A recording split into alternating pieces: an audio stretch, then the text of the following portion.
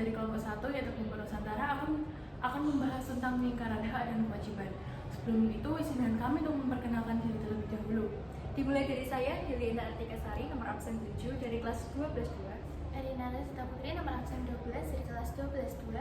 Saya Priscilla Nilka Utama, nomor absen 24 dari kelas 12-2.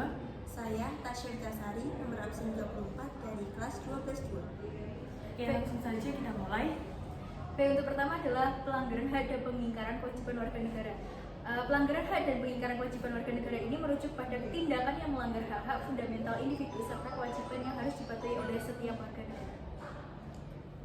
Pelanggaran hak warga negara merupakan tindakan yang melanggar hak dasar yang dimiliki setiap individu sebagai warga negara, termasuk hak sipil, politik, ekonomi, sosial, dan budaya. Pelanggaran ini dapat dilakukan oleh individu, kelompok, atau negara sendiri. Lalu ada pengingkaran kewajiban warga negara, yaitu ketidakpatuhan terhadap kewajiban yang diatur dalam undang-undang, seperti tidak menghormati hak orang lain, tidak membayar pajak, dan tidak berpartisipasi dalam upaya mempertahankan negara. Berikut adalah kasus-kasus pelanggaran hak dan pengingkaran kewajiban warga negara. Yang pertama ada diskriminasi, yaitu yang deskripsikan sebagai perlakuan tidak adil berdasarkan ras, agama, gender, atau orientasi seksual.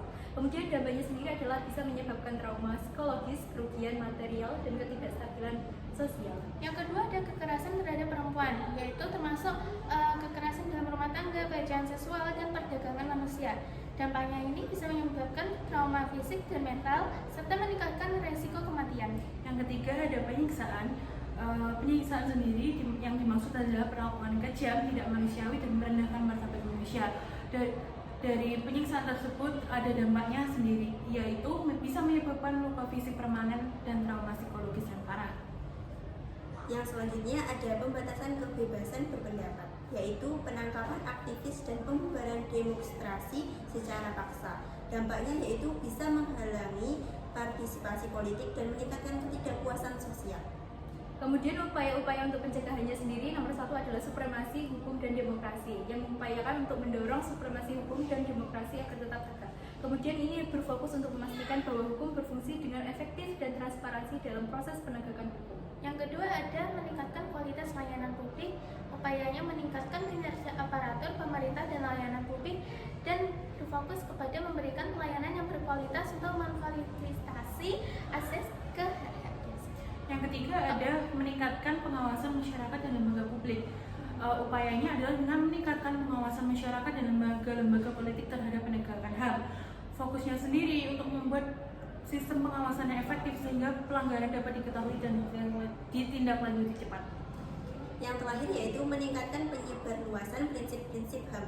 Upayanya yaitu meningkatkan penyebarluasan prinsip-prinsip HAM kepada masyarakat melalui edukasi dan kampanye. Fokusnya yaitu pembangkitan kesadaran masyarakat tentang pentingnya menjaga hak-hak asasi manusia. Selain itu, masih terdapat beberapa upaya warga negara dalam mencegah pelanggaran, meliputi 1. Edukasi masyarakat dengan cara meningkatkan pemahaman tentang hak dan kewajiban melalui pendidikan. Yang kedua yaitu partisipasi aktif dengan cara terlibat dalam kegiatan sosial dan politik untuk mengawasi pemerintah. Yang ketiga ada pelaporan pelanggaran dengan cara menggunakan saluran resmi untuk melaporkan pelanggaran kepada pihak berwenang. Yang terakhir yaitu kerjasama komunitas dengan cara membangun jaringan antar warga untuk saling mendukung dalam menjaga hak asasi. Sekian dari kami. Wassalamualaikum.